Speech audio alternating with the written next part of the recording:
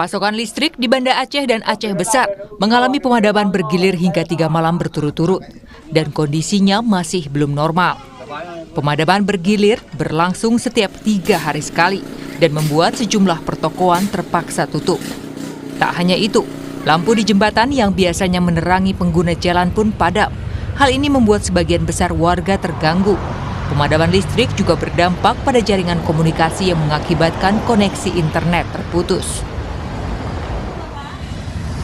Warga korban bencana di Desa Blangperia, Aceh Utara juga harus kembali menunggu adanya aliran listrik setelah sebelumnya sempat menyala selama beberapa jam.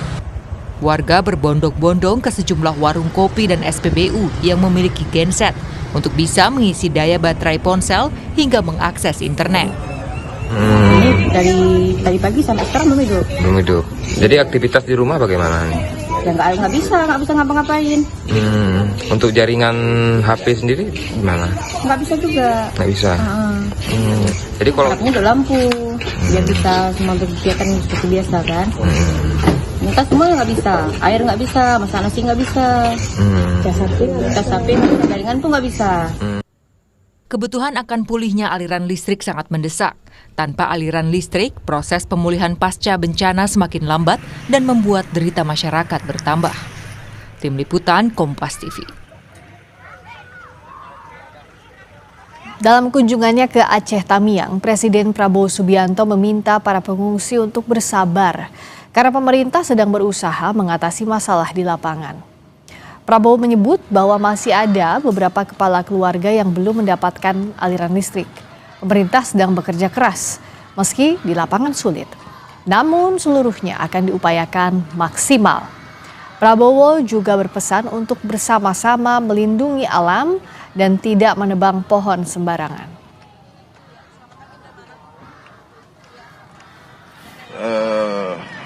Saya minta maaf kalau masih ada yang belum. Kita sedang bekerja keras. Mungkin listrik yang belum ya. Sudah mulai? Oh, oke. Iya. Ya, kita berusaha, kita tahu di lapangan sangat sulit ya. Keadaannya sulit, jadi kita atasi bersama. Kita tidak boleh tebang pohon sembarangan. Saya minta pemerintah daerah semua lebih waspada, lebih awasi ya. Kita jaga alam kita dengan sebaik-baiknya. Saya kira itu pesan saya ya. Selama 2 minggu lebih, pasokan listrik daerah terdampak banjir dan longsor di Aceh, Sumatera Utara, dan Sumatera Barat masih belum pulih. Lalu bagaimana langkah untuk mempercepat pemulihan listrik di daerah terdampak banjir longsor? Kita bahas lebih dalam bersama Ketua Komisi 7 DPR Fraksi PAN Saleh Daulay, pengamat ekonomi energi Fahmi Radi, dan Likopa Noptilo, Kasih Operasi dan Siaga Kantor SAR Bengkulu yang saat ini bertugas di Agam, Sumatera Barat. Selamat malam Bapak-Bapak. Selamat malam, Pak. Selamat malam, saya ke Pak Likopa. Saat ini suasana di sana seperti apa? Apakah sambungan listrik ini sudah stabil dan sudah tersedia, Pak Likopa? Ya, terima kasih untuk jaringan listrik saat ini memang sudah terpasang, tetapi masih belum stabil, masih ada giliran mati-matinya, itu masih terkait listrik PLN. Jadi masih bergilir. Sejauh ini daerah mana saja yang sudah teraliri listrik walaupun bergantian itu di Agam, Pak Likopa? Ya, untuk daerah Agam itu ada 16 kecamatan ya, dan 13 kecamatan yang terdampak dari banjir dan longsor atau galodo. Itu daerah ini memang yang kami tempatin atau khususnya Batana sendiri itu daerah Palembayan. Palembayan ini daerah yang terdampaknya jumlah korbannya sangat banyak. Memang daerah-daerah seperti Kota Tengah atau Sawalawe itu memang tiang listriknya pada ini jatuh atau tanggal, jadi maka PLN bekerja keras untuk supaya bisa tersambung daerah-daerah yang terisolir gitu. Dan sudah ada informasi kira-kira kapan listrik itu akan stabil dalam kondisi seperti ini, kalau informasi dari PLN, Pak? Kalau informasi dari PLN sendiri bahasanya dia akan secepatnya segera untuk mengatasi terkait untuk jaringan listrik yang berpengaruh dengan jaringan telekomunikasi juga. Ya, karena betul ini akan berdampak pada jaringan telekomunikasi. Banyak sekali yang jadi kesulitan untuk memberikan informasi ke keluarganya, belum lagi gelap gulitnya sudah 2 minggu ini dari bencana awal datang. Pak Saleh, kalau dalam kondisi seperti ini, apa saja dari tinjauan DPR kendalanya untuk memulihkan pasokan listrik? Sudah ada komunikasi dengan pemerintah, apa saja feedbacknya Pak? Jadi untuk sejauh ini sebetulnya kan kami itu hanya melihat bagaimana keadaan masyarakat. Masyarakat sekarang sangat tergantung sekali dengan pasokan listrik yang ada. Sampai sejauh ini kalau kita lihat tanggap darurat yang sedang dilakukan oleh pemerintah juga sangat terkendala karena adanya kendala listrik seperti ini. Jadi ada banyak alat-alat yang memang membutuhkan supplier energi yang bersumber dari listrik. Nah di daerah-daerah kita, terutama di tempat rawan bencana sekarang, katakanlah di Provinsi Aceh, Sumatera Utara dan juga Sumatera Barat, itu rata-rata semuanya sangat berharap agar listrik ini bisa segera hidup dan menyala sehingga dengan demikian kebutuhan masyarakat bisa terpenuhi. Tentu begini, masyarakat ini percaya betul dengan apa yang disampaikan oleh pemerintah. Ya. Jadi karena itu kita berharap bahwa pemerintah menyampaikan informasi yang valid, akurat, sehingga dengan demikian masyarakat punya katakanlah prediksi dan juga punya rencana-rencana yang akan dilakukan terkait dengan apa saja yang sedang mereka hadapi, terutama dalam melakukan upaya-upaya percepatan tanggap darurat yang ada saat ini. Nah, kemarin pada saat ada rapat di Aceh, rapat koordinasi, itu kan kita dengar semua bahwa Pak Bahlil melaporkan kepada Presiden bahwa malam ini, waktu itu disebut begitu, akan terang semua seluruh wilayah Aceh gitu. Tetapi kenyataannya sampai beberapa hari bahkan sampai hari ini listriknya belum total semua bisa mensuplai kebutuhan masyarakat. Masih banyak masyarakat yang merasakan kesulitan dengan adanya kekurangan listrik tersebut. Nah disinilah saya katakan bahwa apa yang disampaikan oleh pemerintah itu semestinya bisa dikerjakan dengan baik. Tetapi kami juga di DPR meyakini bahwa tidak mudah memang untuk menghidupkan kembali listrik-listrik yang ada itu. Melihat situasi dan kondisi yang ada di lapangan saat ini. Kita melihat bahwa ada kendala-kendala baik yang bersifat teknis maupun non-teknis yang dihadapi oleh PLN. Terutama karena ada banyak tiang-tiang listrik yang memang rusak, hanyut, kemudian kabel-kabel listrik yang putus, kemudian bukan hanya putus di lintasan satu provinsi tertentu, tetapi juga antar provinsi dan antar kabupaten. Dan bahkan ada kabel-kabel listrik tersebut yang menyeberangi sungai, di mana kita tahu bahwa sungai-sungai yang ada di sana juga terputus. Jadi jalannya putus, kemudian komunikasi antar mereka juga tidak baik karena di sana kalau tidak ada listrik maka itu juga berpengaruh kepada telekomunikasi. Jadi alat-alat telekomunikasi yang ada di sana tidak nyala, ya banyak ya, banyak sekali tidak akan hidup kalau listriknya tidak ada. Nah ini yang saya katakan juga menjadi kendala. Jadi kendala ini memang harus diselesaikan dulu. Kalau tidak ya tidak mungkin tanggap daruratnya akan dipercepat. Nah sekarang fakta yang muncul di lapangan adalah adanya perpanjangan masa tanggap darurat yang dikeluarkan oleh pemerintah daerah. Yang tadinya mungkin sudah selesai dalam waktu 7 sampai 8 hari, sekarang malah diperpanjang sampai lebih dari 14 sampai 15 hari. Ini yang saya katakan tadi bahwa tidak mudah, dan karena itu kita berharap PLN ya jangan asal kasih informasi kepada menterinya gitu.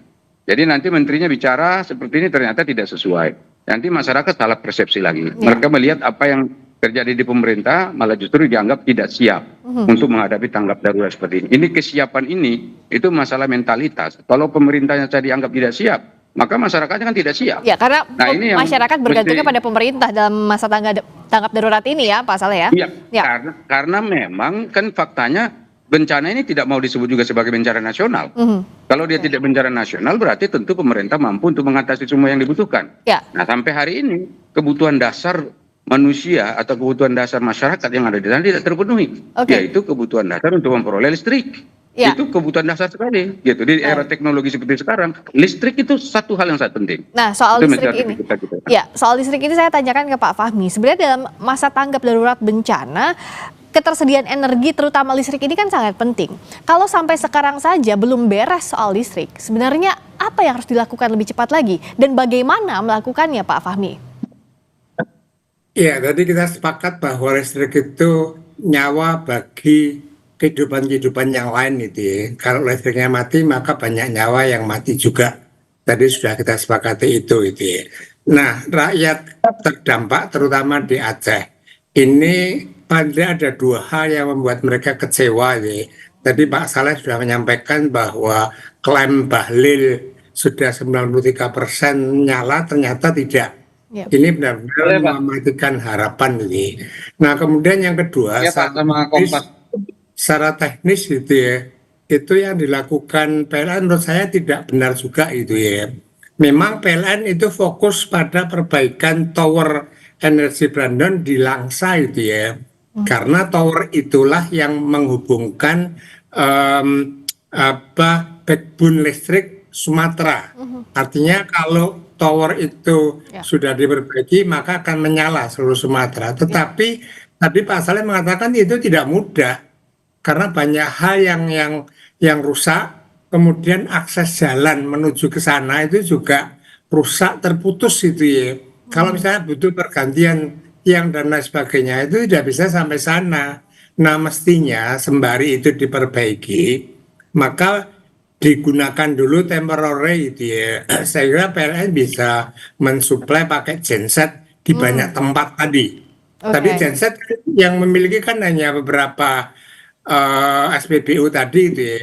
Saya kira PLN bisa menyediakan genset yang banyak sehingga di banyak tempat itu bisa menggunakan listrik dari genset tadi sembari tower tadi diperbaiki tapi listrik nyala itu. Itu saya kira yang belum terlambat dilakukan oleh PLN untuk mensuplai genset dan saya kira relatif lebih mudah disuplai gitu ya di daerah-daerah yang terdampak tadi itu Mbak Arista. Ya, saya ke Pak Liko, Pak. Kalau di sana sudah ada di mana saja untuk genset ini, Pak Liko, Pak? Terutama untuk di daerah-daerah dekat misalnya pengungsian, dekat perumahan. Kalau di Agam di mana saja yang sudah ada? Dan apakah sudah ada permintaan khusus dari SAR atau dari BPBD maupun BNPB untuk penyediaan genset? Rumah sakit misalnya itu kan sangat butuh sekali. Terima kasih Mbak untuk genset. Kebetulan kalau diri kita sendiri kita sudah bawa dari awal untuk di posko-posko sudah dilengkapin dari pemerintah daerah juga. Hasil dari rapat setiap malamnya di posko sama di Kabupaten Agam menyampaikan apa yang dibutuhkan dari pihak masyarakat khususnya yang terdampak maupun di posko pengungsian. Untuk saat ini di Kabupaten Agam ada beberapa titik posko pengungsian, dekat tadi ada satu titik karena wilayah perkecamatannya sangat panjang, ada 13 kecamatan yang terdampak. Jadi setiap titiknya mereka juga sudah menyiapkan dari pemerintah sendiri genset. Nah, kendala kita memang saat ini akses untuk komunikasi efek dari jaringan listrik tersebut. Nah, dan kalau genset dengan jumlah yang terbatas tentu tidak bisa mencukupi ya kebutuhan masyarakat di sana, betul ya Pak Liko, Pak ya? Benar sekali Mbak, untuk genset memang kalau memang ada genset otomatis juga masuk BBM juga di desa. Mungkin kendala kita juga salah satu akses untuk membawa BBM-nya tersebut. Jadi itu juga menjadi kendala sama di daerah-daerah yang menggunakan genset dari pemerintah. Kalau untuk jalur pengangkutan BBM maupun BBM yang masuk sampai sekarang cuma ada di pos-pos mana saja kalau di Agam, Pak? Itu nanti didata dari pemerintah dan mereka sudah akomodir terkait berapa satu malamnya menggunakan bahan bakar. Untuk saat ini memang tidak ada pengaruh terkait masalah genset, cuma daerah-daerah yang terpencil itu agak sulit untuk mengirimkan bahan bakar tersebut. Banyak kendala karena ada jembatan-jembatan yang putus. Daerah-daerah itu juga aksesnya juga kita masih berjalan kaki untuk menggunakan roda 4 atau kendaraan motor juga agak sulit karena daerah tersebut dengan ketinggian akibat dari jembatannya rusak. Kalau daerah yang terpencil otomatis juga akan semakin sulit tadi ya, seperti Pak Likopa cerita, untuk mengantarkan bahan bakar, untuk mengantarkan genset. Tapi bahkan di Banda Aceh kemarin saya berbincang langsung dengan Wali Kota Banda Aceh, di situ pun di ibu kota Provinsi Aceh belum ada listriknya, belum tersedia listriknya untuk masyarakat. Lalu mau menunggu sampai kapan lagi, dan apa yang bisa didorong untuk pemerintah menyelesaikan masa tanggap darurat ini? Sesaat lagi di Sapa Indonesia Malam. Malam masih membahas soal bagaimana langkah mempercepat pemulihan listrik di daerah terdampak banjir longsor. Kita bahas bersama dengan Ketua Komisi 7 DPR fraksi PAN Saleh Daulay, pengamat ekonomi energi UGM Fahmi Radi, dan Liko Panoptilos, Kasih Operasi dan Siaga Kantor SAR Bengkulu yang saat ini bertugas di Agam, Sumatera Barat. Kemarin baru saja saya berbincang dengan Wali Kota Banda Aceh, ibu kotanya Provinsi Aceh, Pak Liko. Pak tadi cerita bahwa daerah terpencil ini sulit sekali dijangkau, genset, bantuan masuk. Tapi ini ibu kota Provinsi Aceh pun masih sulit untuk dijangkau listrik, apalagi daerah-daerah lainnya. Pak Saleh, apa yang bisa didorong dari DPR, dari fraksi PAN yang terutama ada di dalam pemerintahan agar ya dipercepat? Kalau masyarakat kan tidak bisa bergantung kepada siapapun lagi, kepada pemerintah yang saat ini tidak menetapkan sebagai bencana nasional. Artinya pemerintah mampu semestinya. Jadi kalau saya mohon maaf ya, kebetulan ini kan dapil saya, Pak. Jadi saya tahu persis bahwa memang ini ada sesuatu yang perlu ditegerakan oleh pemerintah. Nah karena itu hal-hal yang bersifat fundamental memang yang dibutuhkan oleh pemerintah hari ini itu mesti harus segera dipenuhi. Ya karena kalau tanpa pemenuhan terhadap hal-hal seperti itu maka tanggap darurat ini akan terkendala dan ini bisa membutuhkan waktu yang sangat lama sekali. Pertama ya yang perlu diingat nih bahwa perumahan warga itu puluhan ribu yang hilang. Ya bukan hanya 1.000 2.000, puluhan ribu, karena ada desa juga seperti di Tapanuli Selatan itu ada 2 desa yang hilang tuh Mbak, sama sekali nggak ada lagi, nggak kelihatan. Itu satu, berarti kan rumahnya hilang semua. Kemudian yang kedua, infrastruktur yang dimiliki oleh masyarakat, terutama misalnya katakanlah sekolah, rumah ibadah, pusat pelayanan kesehatan dan pusat-pusat aktivitas sosial lainnya juga hilang. Jadi karena itu perlu rekonstruksi dan rehabilitasi yang membutuhkan waktu yang tidak sedikit gitu. Kemudian pekerjaan masyarakat terganggu. Sekarang kalau datang ke tempat bencana ini akan kelihatan betapa masyarakat di sana tidak bisa bekerja secara optimal karena sawah mereka hilang. Jadi sawah yang hilang itu jutaan hektar juga kalau dihitung total semua gitu loh. Nah karena itu ini juga tidak mudah gitu. Nah sekarang apa yang akan dilakukan oleh pemerintah untuk mengatasi apa yang sedang terjadi saat ini? Kalau panen pasti tidak mungkin karena sawah-sawah mereka itu juga sekarang sedang katakanlah tidak produktif. Ya karena tadi bencana ini. Kemudian tadi infrastruktur, ya katakanlah jembatan, jalan, sudah disiapkan kemudian hal-hal lainnya yang menghubungkan antara satu kota dan kota lain juga terkendala. Kemudian sekarang alat-alat untuk membantu percepatan, misalnya katakan helikopter, pesawat dan seterusnya juga terbatas. Bandara udara yang ada di sana juga terbatas. Jadi banyak sekali bandara udara yang tidak operasional, sehingga dengan demikian bantuan juga sangat terlambat. Nah ini yang menurut saya penting harus dipikirkan gitu oleh pemerintah, bagaimana caranya ada percepatan-percepatan seperti itu. Nah kami dari fraksi PAN memang sudah diperintah oleh Ketua Umum supaya datang turun bikin dapur, datang ke mereka, bantu apa yang bisa dibantu. Ya sesuai dengan kapasitas kami begitu. Nah ini sedang kita lakukan dengan harapan ya ini bisa juga membantu pemerintah dalam rangka minimal tanggap darurat ini masyarakat tidak merasa ditinggalkan oleh siapapun begitu. Kalau dari Pak Fahmi, apa yang harus dipercepat oleh pemerintah saat ini? Singkat saja. Ya, saya kira strateginya PLN harus diubah tadi gitu ya. Jadi jangan fokus pada perbaikan tower, karena dalam perbaikan tower itu nanti akan perbaikan juga untuk transisi, kemudian distribusi, tiang ribuan tadi itu butuh waktu. Tadi Pak Saleh mengatakan bisa berbulan-bulan, sementara masih mati. Nah, sembari itu bagi dulu genset supaya di beberapa tempat itu hidup. Dan saya PLN mampu untuk membagikan genset tadi Baik. gitu ya. Itu untuk daruratnya Jadi ya Pak ya? hidup, iya. Ya. Jadi genset dibagi, listrik hidup, kemudian tower diperbaiki. Ya. Pada saat diperbaiki tower itu sudah ada listrik dari genset. Baik. Nah, kalau dari Pak Liko Pak, singkat saja, apa yang paling dibutuhkan saat ini Pak? Ada butuh genset di mana saja? Kalau untuk dari Batara sendiri, untuk genset kita lebih di daerah-daerah posko. Mungkin kalau genset tidak, mungkin lebih ke jaringan Jaringannya listriknya, ya? karena berhubungan dengan jaringan telekomunikasinya, Mbak. Ya, Kita jadi butuh antara kru atau tim yang mencari di lapangan untuk komunikasi. Saat ini memang kita sangat membutuhkan itu, karena daerah-daerah yang kita sisir untuk pencarian sendiri ya. itu memang kita menggunakan AT, tapi ada daerah-daerah yang dinyatakan black spot. Ya. Saat ini jaringan listrik maupun komunikasi terbatas begitu, Mbak. Baik, jadi bukan energi sementara dari genset yang dibutuhkan, tapi jaringan listriknya, karena ini terkait dengan jaringan komunikasi untuk pencarian, untuk juga masyarakat melakukan aktivitasnya. Terima kasih Pak Likopa, semoga lancar di sana prosesnya, semoga segera membaik dan segera masuk jaringan listrik secara stabil. Dan terima kasih juga Pak Fahmi, terima kasih juga Pak Saleh sudah hadir di Sapa Indonesia Malam. Selamat malam.